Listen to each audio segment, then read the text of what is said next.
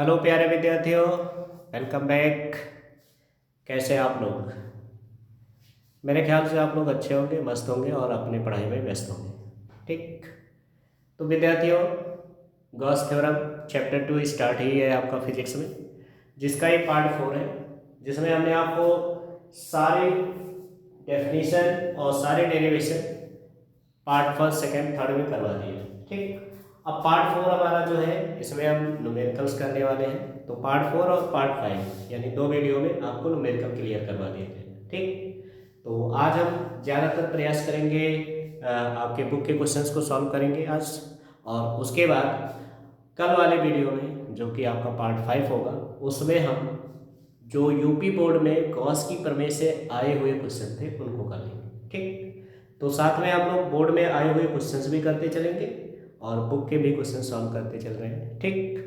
तो हर एक टॉपिक के क्वेश्चन हम करवा देते हैं, बाकी आप लोग अपने बुक से सॉल्व करते रहिए। और किसी को किसी भी क्वेश्चंस में कोई भी डाउट हो तो आप उस क्वेश्चंस को हमारे व्हाट्सएप नंबर पे भेज दीजिए। ठीक। तो जब व्हाट्सएप पे भेज देंगे तो अगला वीडियो जब अपलोड होगा तो उसमें पहले आपके डाउट बता दिए जाएंगे, उसके बाद आगे का टॉपिक बढ़ाया जाएगा। ठीक। तो चलिए देखते हैं न्यूमेरिकल्स। ठीक। तो जैसा कि आपको दिख रहा है, न्यूमेरिकल सॉल्व करने वाले हैं हम लोग। ठीक। तो न्यूमेरिकल्स में हम पहला क्वेश्चन सारा आपके स्क्रीन पे ध्यान दीजिए। ठीक। तो पहला क्वेश्चन आपकी स्क्रीन पे आ चुका है। सबसे पहले क्वेश्चंस को केयरफुली पढ़ते हैं और उसके बाद हम जवाब लिखते हैं। ठीक। तो चलिए देखते हैं क्वेश्चंस क्या कह रहा है, ध्यान से समझिए। कह रहा यदि 17.7 पिको कूलम, ठीक, पीसी का मतलब पिको कूलम हो गया, आवेश 10 सेंटीमीटर भुजा वाले घन के केंद्र पर रखा हो तो घन के प्रत्येक सतह से निकलने वाले वैद्युत फ्लक्स की गणना कीजिए। ठीक। तो चलिए देखते हैं इसका सिलेक्शन क्या है। ठीक। और अच्छे से इस क्वेश्चन को सॉल्व करते हैं। ठीक। तो सबसे पहले हमें क्या दिया है ये चीज निकाल लेना चाहिए। मैं आपको बार बार बताता हूँ, गिवन है ना, गिवन पार्ट आपके पास जरूर पता होना चाहिए क्या दिया है। तो गिवन क्या है हमारे पास, 17.7 पिको कूलम आवेश। ठीक। यानी कि आपको क्यू की वैल्यूज दे दी गई है। तो क्यू इक्वल टू, चाहे कैपिटल क्यू से निकाल दो चाहे स्मॉल क्यू से, ये हो गया 17.7 पिको कूलम। सबसे पहले इसकी यूनिट चेंज कर दो तो कितना हो जाएगा, 17.7 गुणे 10 की घात माइनस 12, और ये कन्वर्ट हो गया किसमें, गुणा। ठीक। 10 सेंटीमीटर भुजा वाले घर पे, तो भुजा यानी कि साइड दे दी गई, ए की वैल्यू 10 सेंटीमीटर, तो इसकी यूनिट भी चेंज कर दो तो 10 गुणे 10 की घात माइनस 2, और ये भी चेंज हो गया किसमें, मीटर। ठीक। अब क्या कहा जा रहा है कि इस आवेश को कहाँ रखा गया है, घन के केंद्र में। तो अगर हम घन की बात करें तो कुछ इस तरह से है ना, घन का फिगर होता है ये, इस तरह से। ये ऐसे रफली मैं बना रहा हूँ, जरूरी नहीं कि आप इसको बनाओ। ठीक। ये हो गया, तो ये हो गया। अब इसके केंद्र पर है ना, कहीं पे रखा गया ये। ठीक। तो अब केंद्र पे रखा गया तो इसका मतलब क्या हो गया कि इसके प्रत्येक सतह, तो भाई वैद्युत बल रेखा है, यहाँ से भी निकल सकती है, यहाँ से भी निकल सकती है ना, ये हो गई इस पृष्ठ से, इस सरफेस से, है ना, ये हो गया ये सरफेस, है ना। तो इसके किसी भी सरफेस, तो घर में कितने सरफेस होते हैं, कितने आपके फलक होते हैं, 6। कितने फलक होते हैं, 6। तो किसी भी क्या कहा गया, घन की प्रत्येक सतह से निकलने वाले वैद्युत फ्लक्स की गणना करो। ठीक है ना। तो गॉस के प्रमेय से, है ना, मैंने आपको फार्मूला बताया क्या, फाई ई इक्वल टू क्या होता है, क्यू अपॉन एप्सिलॉन जीरो। ठीक। तो घन के प्रत्येक सतह से, तो घन में कितनी सतह होती है, 6, 6 से भाग कर, तो प्रत्येक सतह से वैद्युत फ्लक्स कितना निकल रहा है वो हमें पता चल जाएगा। ठीक है। तो फाई ई इक्वल टू क्या हो जाएगा, तो ये हो जाएगा फाई ई इक्वल टू, अब यहाँ पे क्या हो गया, क्यू, क्यू की वैल्यू ये दे दी गई है ना, तो जैसा क्वेश्चन है ना कैपिटल क्यू से भी लिखा जाता है। तो ये हो गया कितना, 17.7 गुणे 10 की घात माइनस का 12, भागे नीचे हो गया कितना, 6 इंटू एप्सिलॉन नॉट, तो ये हो गया 6 इंटू एप्सिलॉन नॉट, 8.85 गुणे 10 की घात माइनस का 12, ये हो गया। बस इसी को सॉल्व कर लेते हैं तो जो भी होगा हमारा आंसर आ जाएगा। ठीक। तो यहाँ पे देखो ध्यान से, है इसको थोड़ा सा यहाँ पे है ना ऐसे ले लेते हैं, 17.7 ये है ना, ये हो। तो यहाँ पे देखो ध्यान से समझो, कितने अंक बाद दशमलव, 2 अंक, यहाँ पे एक अंक, तो यहाँ एक जीरो ऐसे बढ़ा दो। अब दो अंक यहाँ भी, दो अंक यहाँ भी, तो पॉइंट से हमने पॉइंट को कर दिया कैंसिल। ठीक, अब पॉइंट से पॉइंट कैंसिल हो गया, तो यहाँ पे देखो 10 की घात 12 से 10 की घात -12 कैंसिल हो जाएगा, और ये हो गया 885 का 885 दोनों 1770 हो गया। तो यहाँ से हमारी फाइव ई की वैल्यूज हो गई कितनी, 2/6, तो 2 से इसको भी कैंसिल कर दो, 2 क्या 6 है ना। तो यहाँ पे आपकी वैल्यूज हो गई 1/3, और 1/3 से जब इसको भाग करोगे तो क्या हो जाएगा 0.33। ठीक, ये हो गया। अब हम क्या निकाल रहे हैं, बैतूल फ्लक्स। तो बैतूल फ्लक्स का मतलब क्या होता है, न्यूटन मीटर स्क्वायर पर कूलम। तो इस क्वेश्चन का ये आंसर हो गया। ठीक, ये हमारे इस क्वेश्चन का आंसर हो गया। तो मेरे ख्याल से आपको समझ में आ गया होगा कैसे हम क्वेश्चन को सॉल्व करते हैं। तो इस टाइप के क्वेश्चन आप बहुत ही इजी तरीके से आराम से सॉल्व कर सकते हो, कुछ भी जान नहीं। ठीक, अब यहाँ पे ध्यान देना, थोड़ा सा ध्यान दे लो, नोट करके मैं बता दे रहा हूँ। ठीक, तो नोट करके ध्यान रखना। अब यहाँ से आपका कंडीशंस क्या होता है, देखो यहाँ पे जो आपका भुजा दिया गया 10 सेंटीमीटर, भुजा का यहाँ पे कोई इफेक्ट नहीं। ठीक, तो यही क्वेश्चन में ये कह दिया जाता है कि अगर अगर हम घन की भुजा को क्या कर दें, बढ़ा दें। ठीक, घन की भुजा बढ़ा दें। अब बढ़ाने का मतलब क्या हो गया, 4 गुना कर दे, 5 गुना कर दे, 10 गुना कर दे, जैसा भी आपको दिया जाए ऐसा करवा सकते हैं। ठीक है ना। तो अगर इसकी भुजा बढ़ा दी जाए, है ना, क्या क्वेश्चन में ये कहेंगे कि अगर हम घन की भुजा को क्या कर दें, बढ़ा दें, 2 गुना कर दें, 4 गुना कर दें, तब उसके फ्लक्स पे क्या प्रभाव पड़ेगा। ठीक, ये ऐसा पूछा जाता है। ठीक, तो अगर आप यहाँ पे ध्यान दो, तो आपका जो फ्लक्स है फाई, वो क्या है, भुजा पे डिपेंड ही नहीं कर रहा, किसी भी भुजा पे डिपेंड नहीं कर रहा। तो आपका फ्लक्स जब किसी भुजा पे डिपेंड नहीं कर रहा, तो इसका मतलब क्या हो गया कि हमारी फ्लक्स जो है वो वही रहेगी, उसमें कोई परिवर्तन नहीं होगा, चाहे आप भुजा को बढ़ा दो चाहे कम कर दो, जितना फ्लक्स पहले रहेगा उतना ही बाद में रहेगा। ठीक है ना। तो आपकी जो फ्लक्स होती है वो भुजा पे डिपेंड नहीं करती, निर्भर नहीं करती, इसलिए फ्लक्स का मान नहीं बदलेगा, जो है वही रहेगा। ठीक है ना। तो इस तरह से क्वेश्चन पूछ लिया जाता है। तो मेरे ख्याल से आपको ये क्वेश्चन समझ में आ गया है। तो अगर इसमें कोई भी डाउट हो तो आप लोग कमेंट करके जरूर बताएं। ठीक, तो चलिए चलते हैं हम क्वेश्चन नंबर अगले में। तो इस टाइप के क्वेश्चन अब हम छोड़ देंगे, आप लोग लगाइएगा, और जिस क्वेश्चन में अगर आपको कोई डाउट आए तो आप कमेंट करके बताइएगा। ठीक, हम चलते हैं दूसरे टाइप के क्वेश्चन में। चलिए टाइप 2 यानी कि क्वेश्चन नंबर 2 है आपका। इस क्वेश्चन को पढ़िए और समझ करके इसका आंसर दीजिए। ठीक, तो लिखा क्या है क्वेश्चन में, पहले ये जान लेते हैं। कह रहा कि सदिश ई बराबर कितना दिया गया है, 2i cap plus 4j cap plus 7k cap. ठीक, न्यूटन पर कूलम में पृष्ठ क्षेत्रफल ए दे दिया गया, क्षेत्रफल सदिश 10j वर्ग मीटर रखने पर पृष्ठ में से होकर गुजरने वाले वैद्युत फ्लक्स की गणना कीजिए। ठीक, तो बहुत ही सिंपल क्वेश्चन है, बहुत ही आराम से इसको कर सकते हैं आप। तो अगर हम ये पूछे कि भाई हमारे पास क्या गिवन है, तो गिवन में क्या होगा, वेक्टर ई दे दीजिए, हाँ, वैद्युत क्षेत्र की वैद्युत क्षेत्र की तीव्रता कितना दिया गया, 2i कैप, फिर क्या हो गया plus 4j cap plus 7k cap हो गया। ठीक, ये हो गया, और इसकी वैल्यूज हो गई न्यूटन पर कूलम, ये दिया गया है। दूसरा में क्षेत्रफल सदिश की भी वैल्यू दे दी गई है, तो क्षेत्रफल सदिश यानी वेक्टर ए कितना हो गया 10j। ठीक, ये हो गया।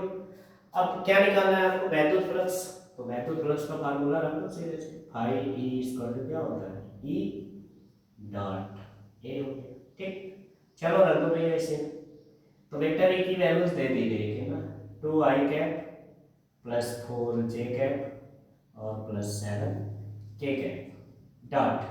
अब यहाँ पे देखो ए के प्लेस पे जब ए की वैल्यू रखोगे तो यहाँ केवल जे की वैल्यू दिया गया, तो जब जे की वैल्यूज केवल दिया तो इसको हम कैसे लिख सकते हैं, इसको आप ऐसे भी लिख सकते हो 0i cap plus 10j cap plus 0k cap, ये लिखो। ठीक, ये इसे लिख सकते। अब आपको बताया गया है डॉट प्रोडक्ट में क्या होता है कि आई के साथ मल्टीप्लाई होगा, जे के साथ मल्टीप्लाई होता है, और के को के साथ मल्टीप्लाई होता है डायरेक्टली, है ना। बाकी आप जैसे भी करते हैं, है ना, सारे में उसमें कर सकते हो, लेकिन कोई मतलब नहीं, क्योंकि आपको हमने बता रखा है कि आई डॉट आई और जे डॉट जे और के डॉट के। ठीक, डॉट प्रोडक्ट में अगर ये तो इसकी वैल्यूज 1 होती है, और जैसे ही आपका आई डॉट जे आ जाए, है ना, या जे डॉट के आ जाए, या के डॉट आई आ जाए, ठीक, अगर ऐसे कंडीशन होते तो उनकी वैल्यूज क्या होती है, 0 ही हो जाती है। तो यहाँ पे हमें केवल आई को आई से मल्टीप्लाई कर दो, जे को जे से मल्टीप्लाई कर दो, के को के से मल्टीप्लाई कर दो, तो यहाँ पे हमारा कंडीशन क्या होगा, ये 0 हो जाएगा, ठीक। फिर यहाँ 4 दाम 40 हो जाएगा, और के की वैल्यूज क्या होगी 0, तो यहाँ से हमारी फ्लक्स आ जाएगी आई इक्वल टू कितना हो जाएगा 40, ठीक, न्यूटन मीटर स्क्वायर पर कूलम। यही होगा इस क्वेश्चन का राइट आंसर। तो इस तरह से हम इस क्वेश्चन को सॉल्व कर लेते हैं। तो बताइए इस क्वेश्चन में क्या दिक्कत है, था ना, बहुत ही सिंपल था। तो इस तरह के क्वेश्चन पूछ लिए जाते हैं, बात ये है कि शॉर्ट में पूछ लिए जाते हैं, तो कोई भी दिक्कत नहीं आनी चाहिए इस टाइप के क्वेश्चन में। तो जब आप लोग बुक उठाओगे तो बुक में आपको इस तरह के ढेर सारे क्वेश्चन मिल जाएंगे, तो इस टाइप के क्वेश्चन भी आप लोग अच्छे से कर लीजिए, अच्छे से, ठीक। अब हम चलते हैं अगले टाइप के क्वेश्चन पे। तो अगला टाइप का क्वेश्चन आपके स्क्रीन पे ध्यान दीजिएगा।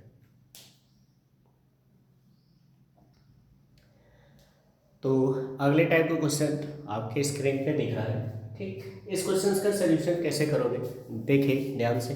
ये क्वेश्चन कई बार आपको एग्जाम में भी मिल गया है, ठीक, तो बहुत बार आया हुआ है। चलिए देखते हैं इस क्वेश्चन का सोल्यूशन कैसे करेंगे। पूछ क्या रहा है, ध्यान से समझिए।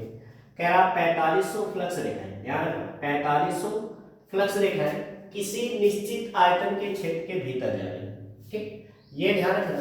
यहाँ पे बताया जा रहा है भीतर जा रही है ना, कितनी 4500 फ्लक्स रेखा है, तो क्या हो गई, ये वैल्यूज हो गई फाइबर की, ठीक। तो फाइबर इक्वल टू हो गया कितना 4500, ठीक। ये 4500 फ्लक्स रेखाएं जो है क्या है, जा रही है भीतर। अब भीतर जा रही है तो जब वैद्युत बल रेखाएं, ठीक है, अंदर जाती है तब हमारा फ्लक्स क्या होता है, नेगेटिव, ठीक। तो अंदर जा रही है तो नेगेटिव हो जाएगा, ठीक, ये हो गई।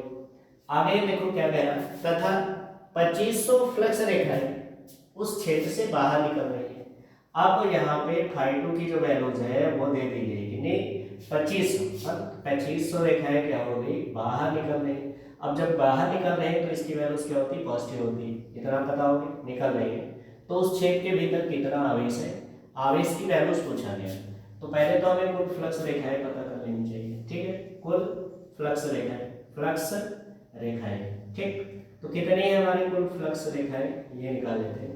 तो क्या हो जाएगा, फाई ई इक्वल टू कितना हो जाएगा, φ1 प्लस φ2, दोनों को जोड़ लेते हैं। तो यहाँ से हमारी वैल्यूज आ जाएगी, φ1 कितना हो गया -4500 माइनस 2500, यानी कि 4500 में से 2500 माइनस कर दिया। तो यहाँ पे हमारी वैल्यूज क्या होगी, नेगेटिव, है ना, यहाँ प्लस हो गया भैया, तो कितना हो गया 0, यानी कि कितना हो जाएगा 2000, वो भी नेगेटिव, है ना, ये हो गई। इतना आ गया भैया। अब आपको क्या पूछ रहा है, उस क्षेत्र के भीतर कितना आवेश है, हमें आवेश की वैल्यूज बतानी है, ठीक है। तो गॉस की प्रवेशी मैंने क्या बता रखा, फाई ई इक्वल टू क्या होता है, क्यू अपान एप्सिलॉन 0। तो यहाँ पे हमें किसकी वैल्यू चाहिए, क्यू की वैल्यूज, तो एप्सिलॉन 0 को इधर ट्रांसफर कर दो, तो इधर डिवाइड में इधर आएगा मल्टीप्लाई हो जाएगा, तो क्यू इक्वल टू क्या हो जाएगा, एप्सिलॉन 0 इनटू फाई ई हो जाएगा, ठीक। चलो रख दो भाई इसकी वैल्यूज। तो क्यू इक्वल टू हो जाएगा एप्सिलॉन 0 8.85 गुणे 10 की घात माइनस का 12 इंटू फाई क्या मान ये रख दिया गया, कितना हो गया -2000, ये हो जाएगा, ठीक। पॉइंट हटा दो भैया, सबसे पहला काम ये पॉइंट कैंसिल, ठीक। 0 बढ़ा दो, 0 0 ये पहले कैंसिल कर देते हैं, ये हो जाएगा। तो क्या हो जाएगा, क्यू इक्वल टू 2 से मल्टीप्लाई कर देते हैं, 2 पंचे 10, 2 8 16 1 17, 2 8 16 1 17, ये हो गया, ठीक। और 1 0 ये हो गया, माइनस साइन यहाँ रख गया, गुणे 10 की घात कितना हो गया माइनस का 12, ठीक। अब पॉइंट कहाँ होना चाहिए, 1 डिजिट, है ना। तो क्यू इक्वल टू कितना हो जाएगा माइनस, ठीक, 1.77 इंटू 10 की पावर, तो 1 2 3 4 पॉइंट आगे आ गए, तो प्लस कब हो, क्योंकि पीछे से आगे आ रहे हैं, तो जब पॉइंट को हम पीछे से आगे ले आते हैं तो प्लस, और आगे से पीछे जाते हैं तो माइनस, तो 12 में से घट जाएगा तो कितना हो जाएगा माइनस का 8, ये हो गया कूलम। ये आपको आवेश की गणना करना था, कितना है ना भीतर, कितना आवेश है, कितना -1.77 गुणे 10 की घात -8 कूलम का आवेश, ठीक। जो भी आपका सरफेस है ना, जो भी सरफेस है आयतन का क्षेत्र है उसके अंदर चार्ज है ना, इतना चार्ज रखा हुआ है, ठीक। तो मेरे ख्याल से क्वेश्चन समझ में आ गया। तो देखो ऐसा क्वेश्चन आया है कई बार आपको बोर्ड में मिला हो, ठीक है। मेरे ख्याल से ये क्वेश्चन समझ में आ गया। अगर कोई भी डाउट हो तो आप कमेंट करके जरूर बताएं।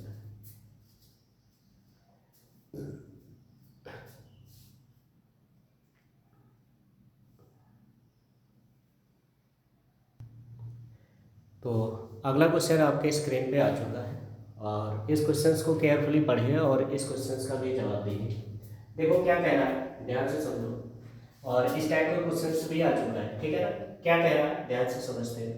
कह रहा है एक अनंत लंबाई के एक समान आवेशित सीधे तार का रेखीय आवेश घनत्व, ध्यान रखना क्या दे दिया गया, रेखीय आवेश घनत्व। तो रेखीय आवेश घनत्व क्या होती है, लैम्डा से प्रेजेंट करते हैं। तो लैम्डा की वैल्यूज दे दी गई है ना, 10 गुणे 10 की घात -8, ठीक है ना, कूलाम प्रति मीटर, ठीक। तो कूलाम प्रति मीटर दिया गया, कूलाम प्रति मीटर, ठीक, ये दे दी गई है।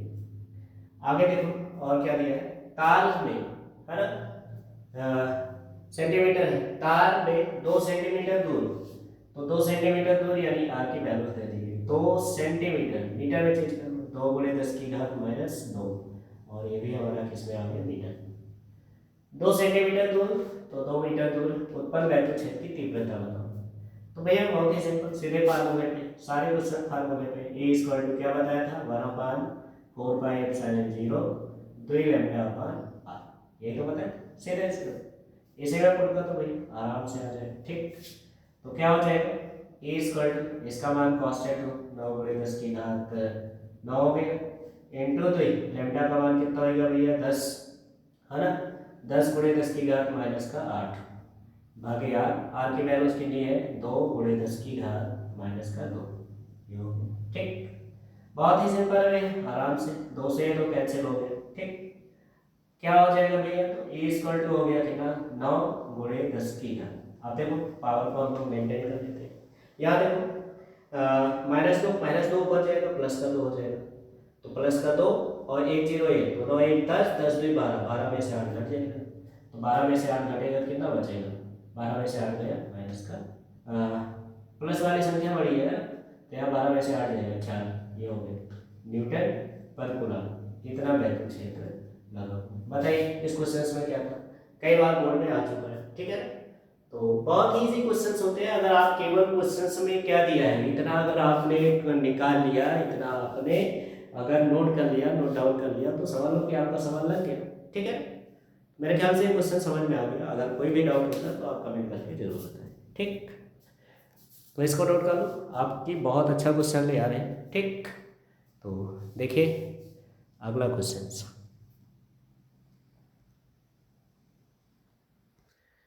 तो ये देखिए इस क्वेश्चन को पढ़िए और ध्यान से देखिए, और देखिए ये क्वेश्चन आपके एग्जाम में आ चुका है, ठीक है।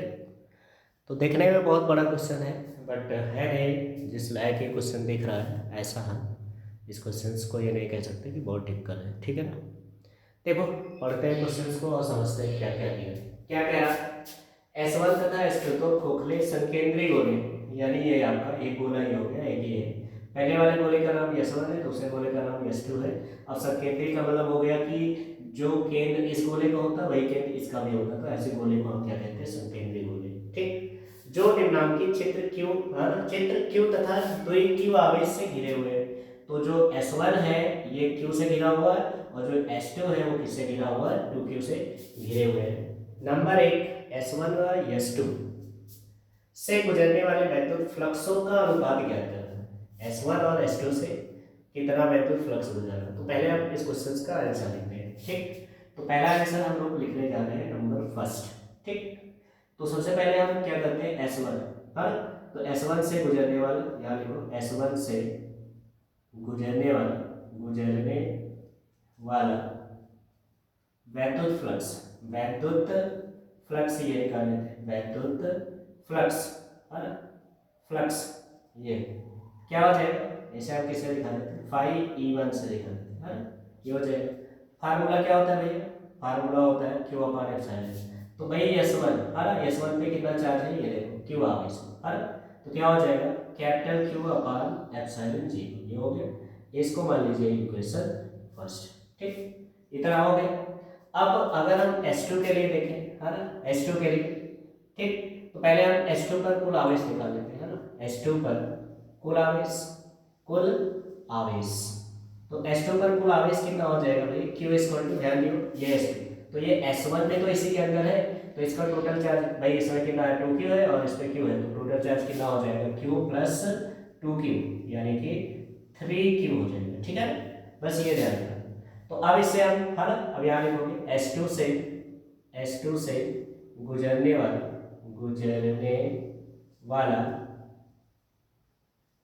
कुल वैद्युत फ्लक्स, है ना, कुल वैद्युत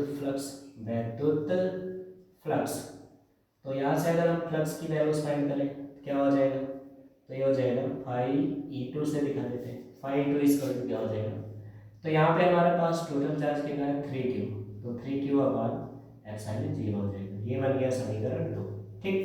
तो हमें क्या निकालना है, S1 S2 से गुजरने वाले फ्लक्सों का अनुपात, तो क्या करना है आपको, समीकरण 1 को 2 से भाग दे दीजिए, समीकरण 2 से भाग देने पर, ठीक, भाग देने पर भाग कर देते तो आ जाएगा, ठीक। तो चलिए भाग कर देते हैं भैया, तो यहाँ पे जब भाग करोगे तो क्या कंडीशन बनेगा, तो ये आ गया 5E1 upon 5E2 equal to कितना हो जाएगा, तो इसकी वैल्यू चाहिए Q अपॉन एप्सिलॉन 0, और जब इससे भाग करोगे तो कितना हो जाएगा 3Q अपॉन एप्सिलॉन 0 पलट के ऊपर चला जाएगा, इससे ये कैंसिल हो गया, Q से Q कैंसिल हो जाएगा, तो 5E1 रेशियो 5E2, इसकी वैल्यू जो होगी वो क्या होगी 1:3, ठीक, ये याद रखें। पहला आंसर हमारा आ चुका है, ठीक। अब सेकंड आंसर की बात करते हैं, सेकंड आंसर में क्या कहना, ध्यान से समझो, ठीक, बहुत ही अच्छा क्वेश्चन है, तो ध्यान से समझिएगा क्या कह रहा है, यदि S1 के भीतर में वायु के स्थान पर 5 परावैद्युतांक वाला माध्यम भर दिया जाए, ये जो S1 है इसमें वायु है ना, वायु के प्लेस में क्या किया जाए 5 परावैद्युतांक वाला कोई माध्यम भर दिया जाए, तो S1 से गुजरने वाला वैद्युत फ्लक्स किस प्रकार परिवर्तित होगा, ठीक। तो अब ध्यान से समझो, अगर हमने मान लिया कि इससे का जो वैद्युत क्षेत्र की तीव्रता है E है, तो जब इसमें 5 परावैद्युतांक वाला अगर हम कोई माध्यम भरते हैं तो इसकी वैल्यूज क्या हो जाती है, तो आपको पता है कि E1 इक्वल टू क्या हो जाएगा, पहले वाले वैद्युत क्षेत्र का कितने गुना हो जाएगा 5 यानी के गुना, यानी 5 गुना हो जाएगा, है ना, ये तो होगा भाई, हमने आपको फार्मूला वहां पे बता रखा था, तो क्या हो जाएगा ये फार्मूला, है ना, कोई भी कंडीशंस होता है तो E डैश इक्वल टू क्या होता है प्रारंभिक का के गुना होता है, तो यहाँ पे क्या हो जाएगा 5, क्योंकि परावैद्युतांक का जो माध्यम दिया गया वो कितना दिया गया 5 का दिया गया, तो ये हो गया। अब यहाँ पे देखो, तो आपको पता है, यहाँ से देखो, अगर हम 5E1 की बात करें तो क्या हो जाएगा लाइन इंटीग्रल E इंटू ए, ये तो लिख सकते हो ऐसे, है ना। तो अब इसके प्लेस पे जब इसकी वैल्यूज रखोगे क्या हो जाएगा, तो इसको हम लोग, है ना, ये हो गया, तो अगर हम यहाँ से अब मान लेते हैं कि इसकी जो फ्लक्स है वो डैश में देगा, है ना, ये आपका फर्स्ट कंडीशन जब वायु था, जब क्या था वायु था, तो वायु के कंडीशन में, है ना, वायु के लिए इतना था, ठीक। अब माध्यम, जब माध्यम रखा जा रहा तो माध्यम के लिए क्या हो जाएगा, तो डैश, है ना, तो क्या हो जाएगा equal to surface area E, अब माध्यम के लिए कंडीशंस क्या लेकर आए हैं E1, तो ये हो जाएगा E1 इंटू ए, क्योंकि क्षेत्रफल तो आपका सेम ही रहेगा, वो तो चेंज हो नहीं रहा, ये हो गया। अब E1 की जगह जब हम ए की वैल्यूज रखेंगे तो क्या हो जाएगा 5E1 डैश इक्वल टू क्या हो जाएगा इंटीग्रेट, और E1 के प्लेस पे जब इसकी वैल्यूज रखेंगे तो E1 की वैल्यूज ये हो गया E अपॉन 5, तो ये हो जाएगा E अपॉन 5 इंटू ए हो जाएगा, तो 5 को अगर बाहर कॉमन कर दिया जाए तो 5E1 डैश इक्वल टू कितना होगा 1/5, और इंटीग्रेट क्या हो गया E into E dot A, और E डॉट ए की वैल्यूज क्या होती है 5E होती है, तो इसके प्लेस पे क्या हो जाएगा 5E, तो E1 डैश इक्वल टू क्या हो गया 1/5, और ये हो जाएगा 5E, ठीक, E1 से लिखा ये हो गया। तो यहाँ से आपका रिजल्ट क्या निकल रहा है कि हमारा जो वैद्युत तो फ्लक्स है, देखो यहाँ पे क्या पूछ रहा है कि 5 परावैद्युतांक वाला माध्यम भर दिया जाए तो S1 से गुजरने वाला वैद्युत तो फ्लक्स किस प्रकार परिवर्तित होगा, तो अगर आप परावैद्युतांक का भरोगे तो हमारा जो फ्लक्स पहले था उसका क्या हो जाएगा 5 गुना हो जाएगा, यानी क्या हो रहा है पहले का 1/5 यानी कम हो रहा है, ठीक है ना। तो ये हो गया इस क्वेश्चन का आंसर। तो मेरे ख्याल से उतना कुछ खास नहीं था, बहुत ही सिंपल क्वेश्चन था, आराम से कर सकते हैं, बोर्ड में आ चुका है, ठीक है ना। तो आज के लिए बस इतना ही। तो अगले वीडियो में अगर आप लोगों की कोई डाउट हो, ठीक, तो आप लोग बताइएगा। और अगले वीडियो में हम लोग कुछ बोर्ड में पूछे हुए क्वेश्चंस जो होंगे, जो इंपॉर्टेंट क्वेश्चंस होंगे, उनको लेकर आएंगे। तो अभी एक वीडियो और आप करवाएंगे, ठीक है ना, जिसमें आपके बोर्ड से सिलेक्टेड क्वेश्चंस रहेंगे, ठीक, बोर्ड वाले क्वेश्चन रखेंगे। और अगर आप लोगों को कोई भी क्वेश्चंस में कोई डाउट दिख रहा है, ठीक है, या आपकी बुक सॉल्व कर रहे हो उसमें कोई क्वेश्चन नहीं सॉल्व हो रहा, तो आप कमेंट करके बताइएगा उस क्वेश्चंस का। या तो फिर देखो, बुक तो हमारे पास है नहीं अवेलेबल, ठीक, तो जो भी बुक है उससे हम करवा रहे हैं। बाकी आप लोग जो भी बुक से सॉल्व कर रहे हो उस बुक के बताइएगा, है ना। तो जो क्वेश्चन नहीं आ रहा आप क्वेश्चंस को हमारे व्हाट्सएप पे सेंड कर दीजिएगा। तो अगले वीडियो में हम पहले डाउट को क्लियर करेंगे, उसके बाद आपको आगे बढ़ेंगे, ठीक। तो सभी लोग क्वेश्चंस करिए और अच्छे से करिए, ठीक। हर टाइप का क्वेश्चन मैंने आपको बता दिया है, तो इसलिए हमारे ख्याल से आपको ज़्यादा प्रॉब्लम्स नहीं होगी, सारे क्वेश्चन आप लोग सॉल्व कर लेंगे। तो मिलते हैं नेक्स्ट वीडियो। तो आज के लिए बस इतना ही। अगर आपको वीडियो हेल्पफुल लग रही है और समझ में आ रहा है तो आप लोग वीडियो को लाइक और शेयर ज़रूर करें, ठीक। तो मिलते हैं नेक्स्ट वीडियो में।